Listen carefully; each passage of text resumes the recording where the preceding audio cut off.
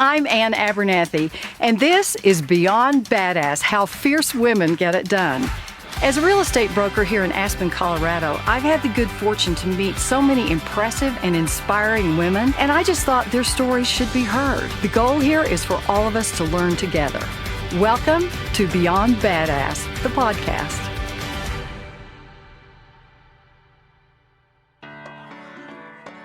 I've got a great guest today, but before we get to that, if you're thinking about selling your house and you want to be really badass about it, where do you begin? How about right here? This is today's Fast Fix. Today's Fast Fix is create curb appeal. So I've been out clearing out weeds and old plants, and that's a really good thing to do. Mow your yard, trim everything, and I suggest getting 2 big, beautiful pots and just stuffing them full of plants that are new and fresh and that will also last a while. Because you gotta think, first impressions really do matter, and that's what we're trying to do here. You want your house to be memorable. And take a look at the front door. If it needs to be painted or retouched, go for that too. That's today's Fast Fix.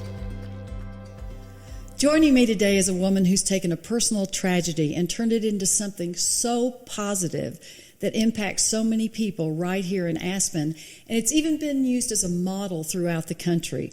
My guest is Sandy Iglehart. She is the founder of the Aspen Hope Center right here in the crisis line. I'm so happy to have you here today, Sandy. Well, thank you for including me. I'm really honored. Oh, well, it's our honor to have you. You've done amazing things. And as I said in the opening of the show or in many of the introductions, this is beyond badass, how fierce women get it done. And you have just defined that. I mean, your whole life has sort of defined that. You started out 10 years. We just had our 11-year anniversary. Right. Belated 10-year anniversary. Right, of the Aspen Hope Crisis. But before that, you were on the Susan Komen board. And for 11 years, yes. So you've been a nonprofit giver your whole life. Thank you. Yeah, it's, that didn't speak to me. I mean, I loved working with Susan G. Komen, but I wasn't a survivor. But I am a survivor of this. So let's set the stage for our audience so they know the background here, because it's critical to your success with the Hope Center, for one thing, and it's what started the whole thing. Tell us your story. In 2009, I lost my daughter, Courtney, who was 36, to suicide here in Aspen. She had struggled for many, many years, and I think, to simply put it, I think that she just couldn't do it anymore, and it was a shock to our family because she had struggled. She was bipolar, and I don't know how much you know about bipolar, but bipolar people do self-medicate, and she had lots of help. I mean, we supported her right. and did everything at that juncture that we had with the tools that we had at that time.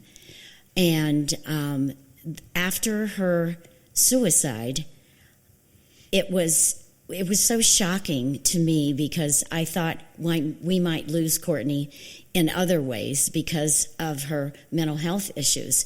But I really never thought that we would lose her to suicide.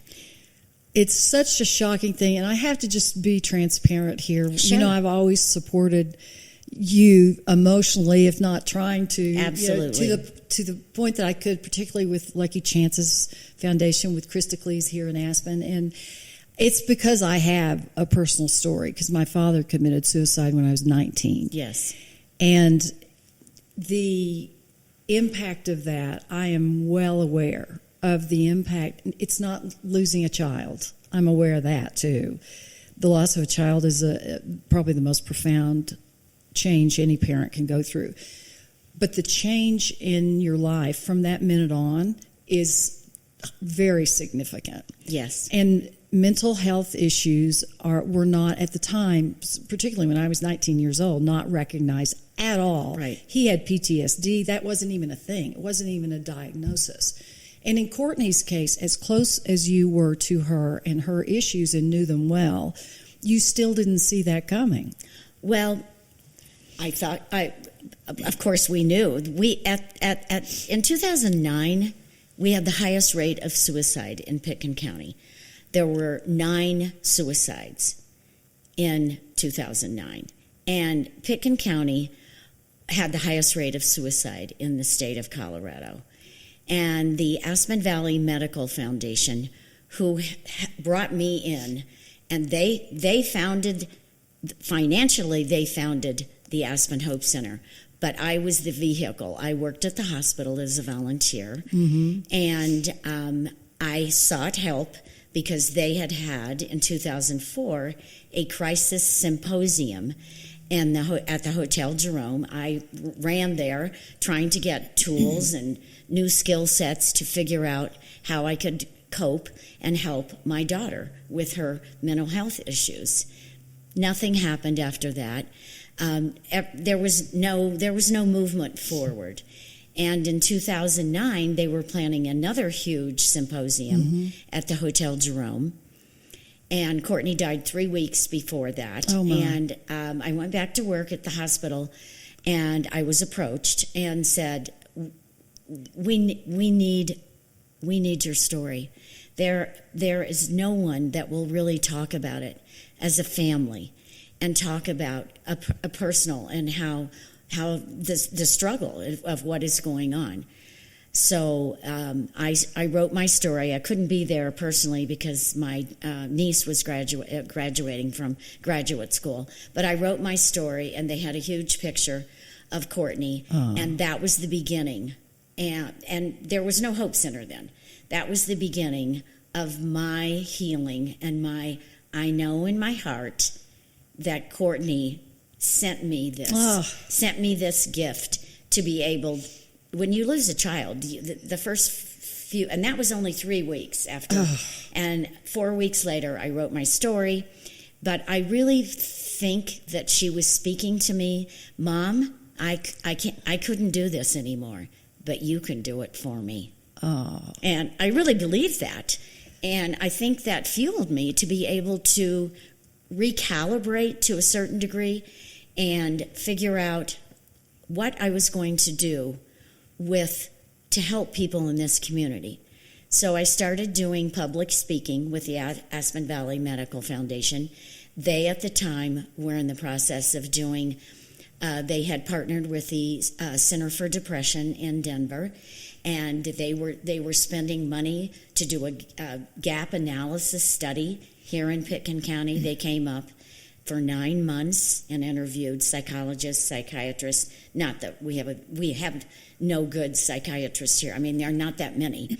And school counselors, first responders, all the people that are the components of a community. And there were 50 recommendations, and we took 5 to 10 of those. And 1 year later, we opened the doors to the Hope Center. My goodness. So I helped found it because of my story, but I didn't financially fund it. So we were incubated for 3 years, and with the Hope Center. I mean, so I became the face of the Hope Center, so to speak, because it was personal. Of course. And it was personal to people knew me and recognized me, and I had never done that much public speaking in my entire life.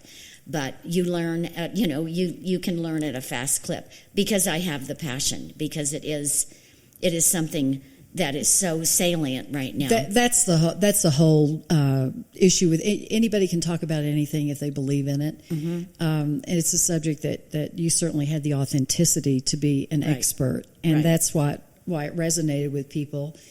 I'm curious to go back to all the people all the people that they brought in at the hospital to ask questions about the suicide because of this big spike in Aspen in 2009. What did they learn? What was there a takeaway from that? Yes, the takeaways were many, but what we were founded on, our 4 tenets that we were founded on, the number one thing that they did not have here was a 24-hour crisis line. Right.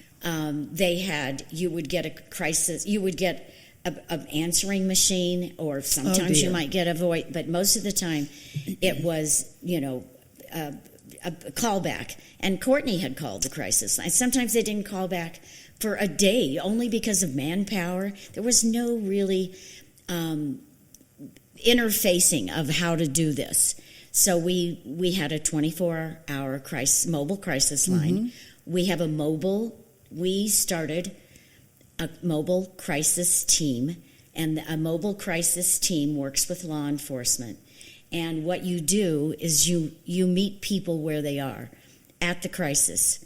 You go to people's houses. We would never go to a crisis clinician, would never go to a house without a law enforcement.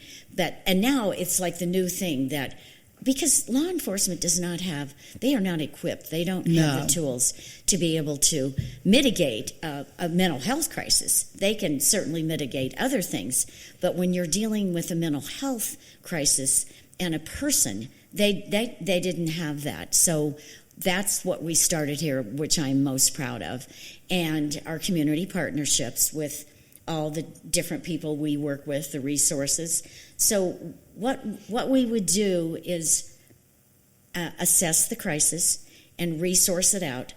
The reason that Hope Center is successful is because it's using all the community resources to support a person. You've created a team. A team and a crisis stabilization program, individual intensive care program. We've now renamed it a crisis stabilization, because what it really does is assess the crisis. Most people do not need to be shipped off to on an M1 for a 3-day, 72-hour hold at a psychiatric hospital. They might be going through a divorce. They might have lost a loved one, or they might have to move, or they lost their job, or they broke up with their boyfriend. Right. And they have a mental break. But if it's properly assessed, they don't have to go somewhere. We cocoon them. The other thing that we do, which is so unusual, is we keep eyes on them for 5 days. They call us morning, noon, and night to check in, come into the Hope Center every day, and work with a therapist, intensive. So it's an intensive 5-day program. It costs them no money. Oh, wow. It's all free. And instead, they maybe would save $17,000 by going to a psychiatric. Right. Now, that doesn't mean that some people do not need to go. Absolutely. It depends on what their situation is. But most crises don't last for weeks on end. That's interesting. If they can get the help. So what are you seeing happening with that 5-day period of time?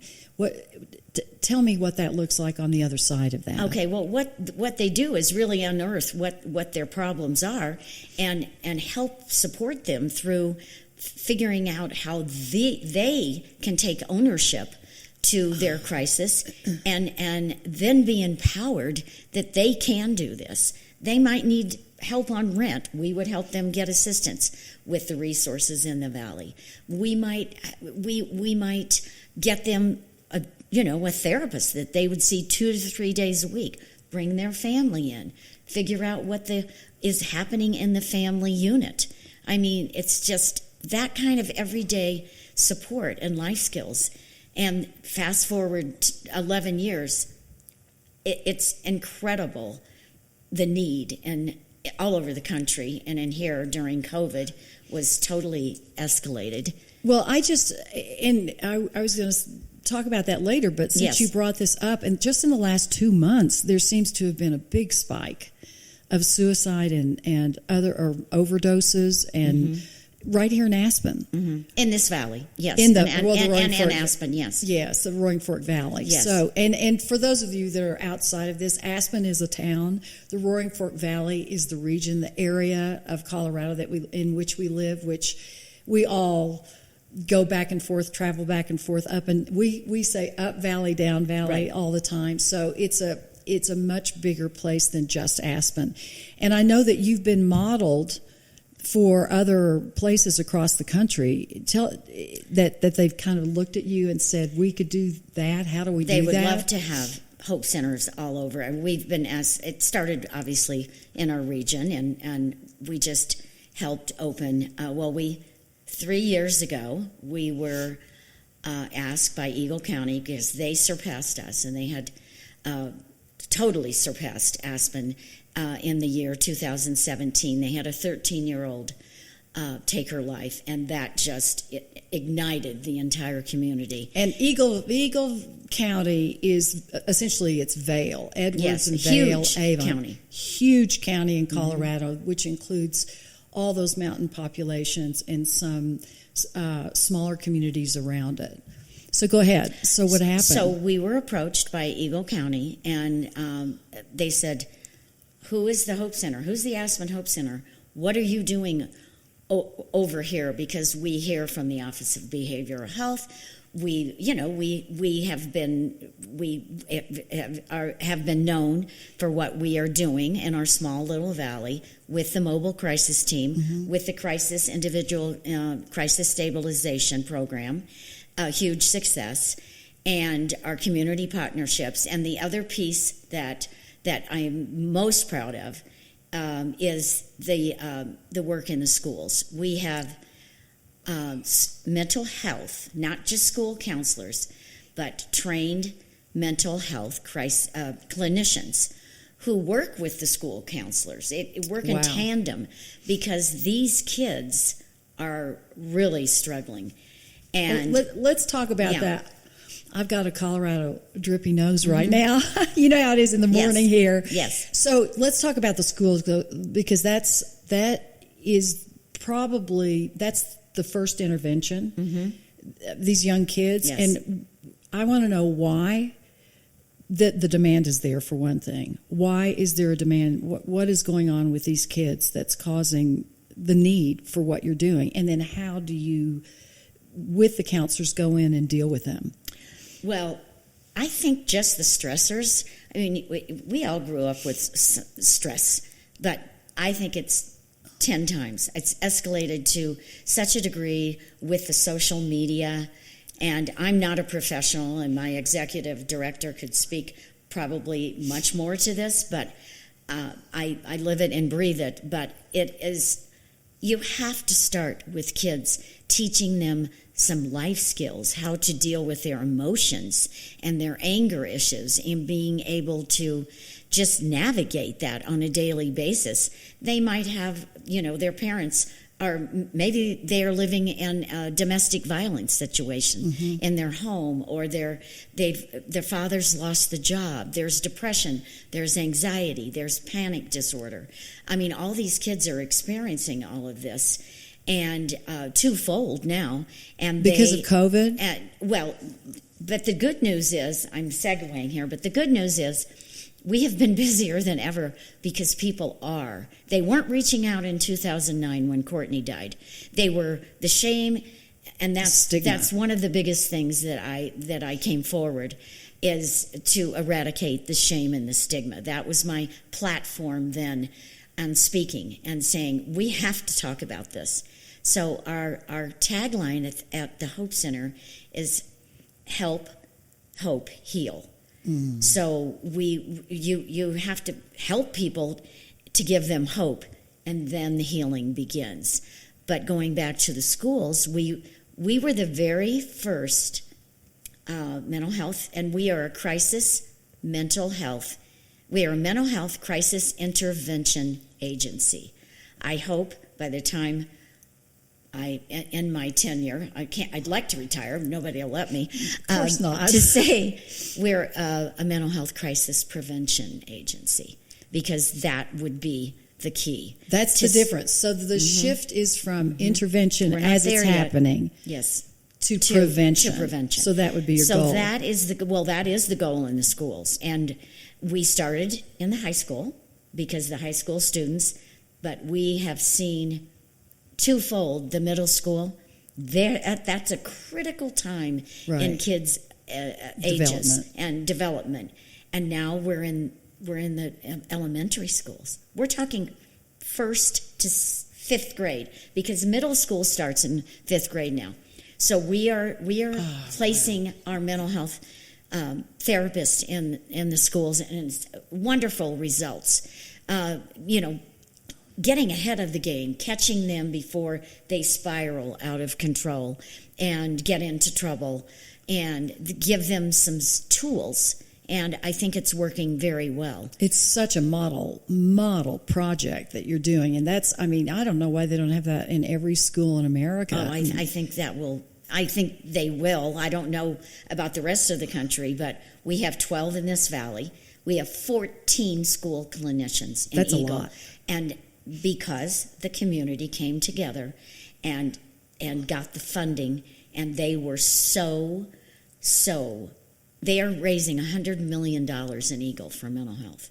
Really? That's their goal, $100 million in the next 10 years. And they're doing, are they looking at private funds? Are they looking at grants? Are they looking at everything? Yes. Well, $100 million is significant. Mm-hmm. And they've raised, I think they're at $12 million. And they just started this about 2 years ago, maybe 18 months ago. Do you think that the COVID thing, let's go back to that for a second. Did that exacerbate this issue? Was there a lot more calls at the crisis center? Actually, you would think there would be, but during the beginning stages of COVID, when everybody was cocooning and we didn't have any kind of spike, everybody was just in shock and shuttered in. But what we did find, and it's very difficult to do therapy with masks, because our just think about that, our crisis clinicians are so well schooled in facial, body language and facial expressions. And they were trying to do this all by Zoom. And what did escalate, Anne, was the amount of calls for therapy, which was so rewarding to us to think that the seeds that we had planted for 10 years were coming to fruition. The constant theme of connecting, connect, and getting people to understand there's no shame there to be. Real strength, vulnerability is really true strength. And when you come forward and say, I need some help here, that's what we found was the most significant in our uptick of calls. We have an enormous amount of therapy. Well, I'll tell you, Brene Brown says that to be courageous, you have to be vulnerable. Oh, absolutely. Vulnerability is everything. But I don't want to get past the stigma thing, because I can tell you, I could not talk about my father's suicide. My father was a physician in a small town in Oklahoma. He was a pillar of the community. He was like the dear and glorious physician. A little tiny, he was like a country doctor, but he was an ophthalmologist. This post-traumatic stress syndrome from being a flight surgeon on an aircraft carrier, and all he saw then, undiagnosed. But in terms of stigma, I had a hard time telling my children when they were older. I couldn't get the words out of my mouth. It was shame is a big part of it. I didn't, it was well, you were probably following the lead of your family that they didn't speak about it. And I was 19 years old, and my whole life changed from this very stable existence to the one thing, you're on your own now. You are on your own now. And I didn't want that secret out, because the whole world at that time didn't understand what that was. So I get it. I get the shame and I get the stigma. And I just saw the other day, and maybe you saw this, the Baltimore Colts football team and their owner just did a commercial all about get rid of the stigma. It's powerful. Oh, it is. And it rang a bell, because I thought, isn't that interesting that here we are so many years later in my life, and this is just now being a public thing where people are trying to do something about it on national television with a football team. I mean, I think that's pretty amazing. Oh, absolutely. And you attacked it a long time ago. You were well ahead of the game. Well, thank you. I think there was a bit of anger that was fueling me initially, obviously thinking, my God, what can we do as a community? Right. And I really believe that helped me get my passion for trying to message and talk about. My daughter had a lot of shame surrounding that, disappointment and shame that she was going to let so many people down by, picking herself up and trying again and then failing. And it's just, and I don't think there was as much compassion then. And as there obviously is now. I mean, everyone's talking about mental health. Yes. I mean, I think it's the fabric of every community to have that embedded and to be able to support so many people who are different. And my daughter was, on the outside, you would never dream that she was suffering so much on the inside. Why the spike in the last 2 months, do you think, in Aspen or this area? I mean, what...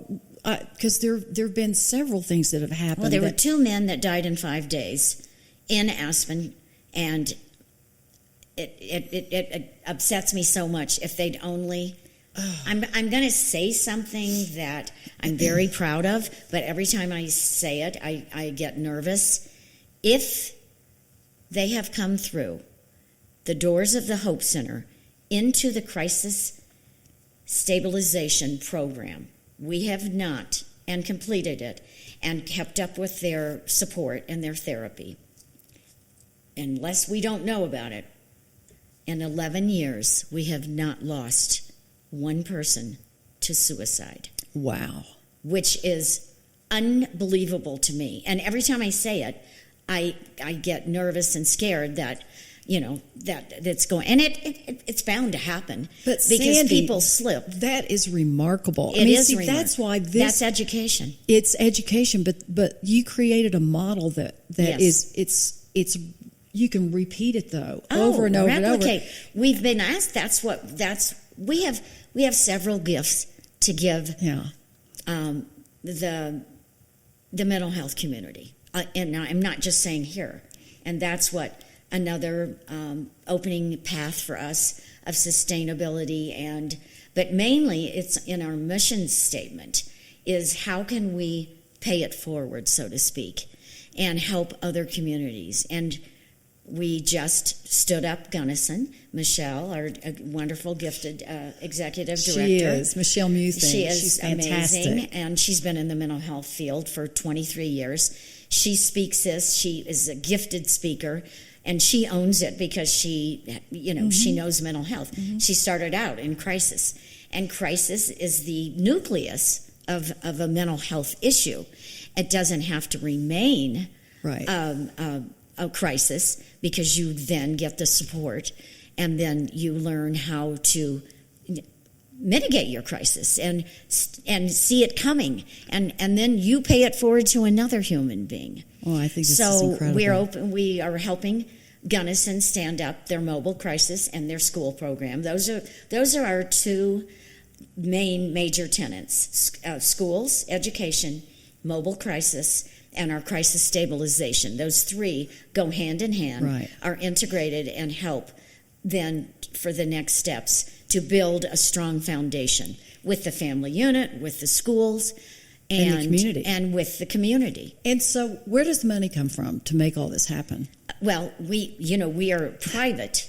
I know. We are only, and I'll brag about this a little bit, we are only one of 3 in the country that are a private mental health crisis intervention agency. There's one in Ohio, and there is one in Arizona. Most mental health is community-based mental health. So they're multifaceted. They do everything. They do indigent, homelessness. They cover the whole scope. We knew at the beginning that we did not want to do that. Do not become all things to all people. Right. Don't and our board is we're deciding how we can help other people, but stay true to ourselves and our mission. And too big, too soon, all of that. But we have something to give back, and it can be done, and we are going to be doing that. So is it all private funding? So it's now we have many contracts. This is 11 years later, but at the beginning it was private funding, right? And from the foundation and starting and contracts. We started in Basalt School. That was our first school clinician. So the community finds the funds to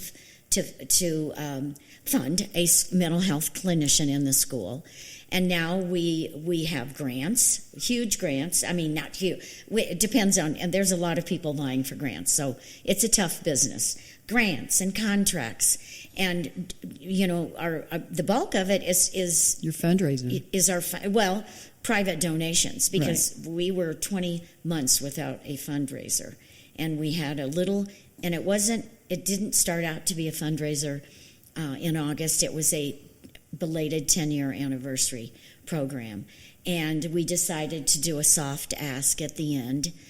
We were a little nervous about it because we decided to have people come and pay. Obviously, our board said, we have to make this a little bit about the fundraising and our accomplishments, and tell the community what's happened in the last 20 months and 11 years. So we did a soft paddle raise at the end, and we raised $110,000. Incredible. That was net after our cost. It was great. It was wonderful. And what's your annual budget? Our annual budget is 1.8. Wow. And when we brought on Eagle, we were incubating them because they wanted our model, and our model is something they have to follow. They have now spun off, and they have their own 501c3, but they are using the Hope Center name. It's Eagle Hope Center. They've changed it a couple times, but it's our Hope Center, but it's Eagle Vale.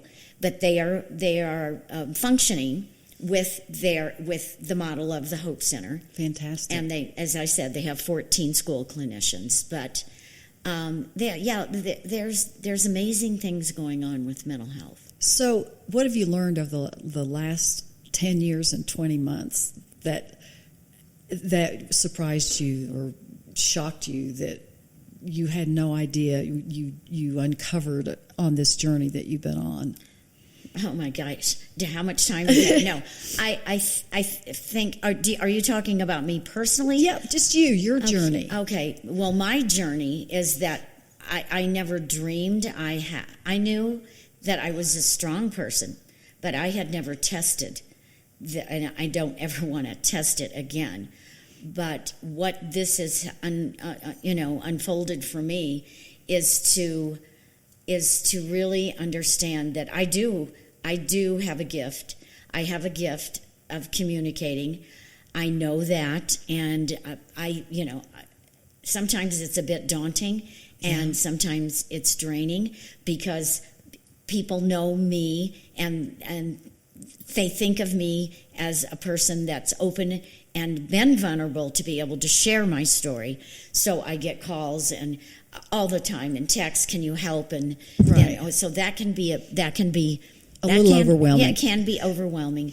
But I think in the last 3 years, it's really come in. I've really come into my own, and I'm no spring chicken, but I really feel that I have come into a strength that I never knew existed. Isn't that incredible, though? That's all about growth. You know that, absolutely. Right? And when you stop growing, when people stop growing and stop learning and stop contributing, I think that's a huge part of it. You're seeing the fruits of all your contribution. Absolutely. And there you go. I mean, there you go. I mean, right? I was... As I was getting ready today, I was watching the news thing, and it had this author, and I'm going to go buy it for Michelle, this book called Roar. And it sounds very tantalizing because it kind of speaks to me. And it's about surrounding yourself surrounding yourself with positive people that feed your soul and not drain your soul, and that you can learn from, and that you can then pay it forward and give back. And that's why we're here. That's why we're here sitting here today. Because this is the most selfish thing I've done in decades for me. beyond badass how fierce women get it done. Think about it. Nobody's having a better time at this than I am, because I'm grateful for you. I'm just saying, to share. It's so selfish because it's surrounding myself with these amazing women, and as I said, I've got an intro that says we're here to all learn from each other, right? And that's the power in it, right? That's yes. the power. We all have different life experiences, but when we come together and share them, right. Others learn from them. And also, I think it's really great for you to review what you've done and appreciate what you've done for you. We love it, but I think it's important for us to all, we're women, we go forward, we roar, but we don't often give ourselves the credit, right? Right. No, it's true. And I was reticent to do that. I mean, and to speak, but now I speak my truth. I think I sometimes maybe scare people because I'm not scared, but I am a force, and I know that because I'm little, but yet I know I have so much to share. I want to, give it back, and I think that can be sometimes but in my lane, staying in my lane, and that's where I know the gift is in helping other people and continuing. This has been kind of something in the last few years that I read, and I continue to shine a light on mental health, because it can get pushed back, and I will never not shine a light on mental health. No, I mean that's your passion, and yes. And by the way, I have to say your energy around it and your focus on it is so contagious. That's why it's successful. I mean, you're like a magnet for people. You draw them in. You're a great communicator. Let's just talk about a few quick questions before we're end of it. Just describe your most perfect day for Sandy Iglehart. No, really. just say, if I could this is just a perfect day. I think that I'll start out with this little tidbit for my family, that I'm the most active in my family, and the most, and probably they would say the most annoying, because I just came into this world with a lot of energy, and I love to start my day with exercise. That's the way I roll. My sister says I'm crazy that I get up and roll.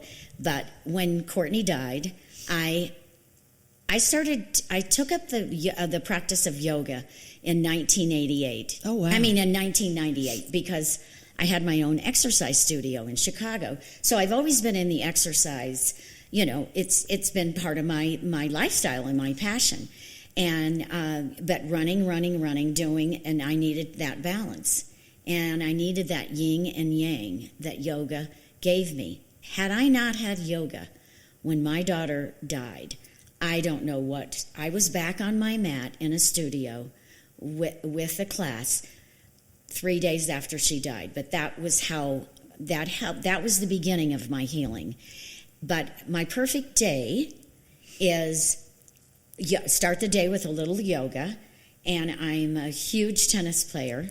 And now I've taken up pickleball, and I'm a fierce competitor, and so the fierce comes out but in a good way. It's all in a good way. But I love to entertain and cook for my friends, and I just love to share a good meal with my friends. Well, what's so more that's fun a than perfect day. That sounds like a perfect day to me too. And I have a glass of wine while I'm cooking and sharing, and that's that would be my perfect day with my family, my friends, and sharing what I love. And I think that I exude that because I do love cooking, and I do love all my sports. And well, there's a fair amount of work that you didn't describe in your perfect day, but that's just going to the Hope Center almost every afternoon. I think it's part of your day. It's so much a part of you. You don't even think that it's a thing. It's just a passion, and it just is what you do. It's like I do my morning things, and then I head to the Hope Center. Like I was there for 2 hours yesterday. Fantastic. And so it's rich. That is a rich day for you. Yes, and it that is. And I'm very blessed. Very blessed. You know, we live in a pretty luxurious place here, and I'm a luxury real estate broker. But to me, I always ask someone like you, what's your definition of luxury? I'd love to hear that. Oh, that's an interesting question. My idea of luxury is actually, I think, having the ability to do something that I love. That's a luxury for me, not a chore. Right. And doing it with people that I care about. I don't know if you exactly meant that type of thing. I totally do. It's whatever it means to you. It's your answer. But I do like luxury, like being spoiled, going to a wonderful hotel. But the luxury of having that ability to be able to know what feeds my soul. And I think that I'm old enough now that I truly do know that. I do know what's good for me and good for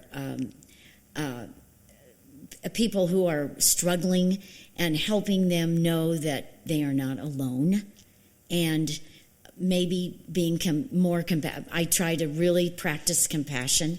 It's really hard sometimes. You see a lot of waste here. You see a lot of entitlement and me. Yes. And as I'm getting older, I'm more unfiltered, and so I have to maybe rein that back sometimes, because I'm brutally, as my niece says, Aunt Sandy, you are brutally honest. You know, I think that is courage. I think that happens as we mature. I do too. I don't think that's not what we do as women. You know, broad generalization here, but I just see this. I wouldn't have had the confidence to say then what I would say now, because we kind of own what we do. Exactly. One quick quote from you. Do you have a favorite quote? I certainly do. And I have lived this, I've tried to live this before my loss of my daughter, and I learned it from a very wise woman. And I have been living this and sharing this. It's on the wall of the Hope Center. Tell the truth, come from love, and act with integrity.